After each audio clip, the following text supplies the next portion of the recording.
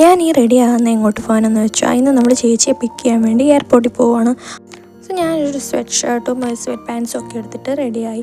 Full റെഡിയായി കഴിഞ്ഞപ്പം എനിക്കത് അത്രയും ഇഷ്ടപ്പെട്ടില്ല. അതുകൊണ്ട് ഞാനത് മാറി ഒരു വൈറ്റ് ഷർട്ടും ഒരു ഹുഡിയൊക്കെ കൂടി എടുത്തു. നമ്മൾ നൈറ്റാണ് പോകുന്നത്, ഒരു 12-12:30 ടൈമിൽ. സോ ഇച്ചിരി തണുപ്പൊക്കെ ആയിരിക്കുമല്ലോ എന്നോർത്ത് ഞാൻ ഹുഡി എടുത്തിട്ടത്. ഞാനും അമ്മയും അച്ഛനും മുത്തശ്ശിയും കൂടെയാണ് പോകുന്നത്. സോ നമ്മൾ വഴിയിൽ നിർത്തി ഒരു ചായയൊക്കെ കുടിച്ചു.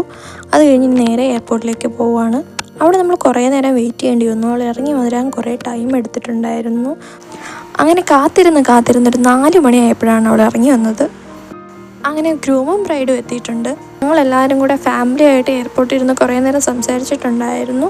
അത് കഴിഞ്ഞ് തിരിച്ച് വീട്ടിലേക്ക് പോവുകയാണ്. വീട്ടിൽ തിരിച്ചെത്തിയപ്പോഴത്തേനും രാവിലെ ആയിട്ടായി.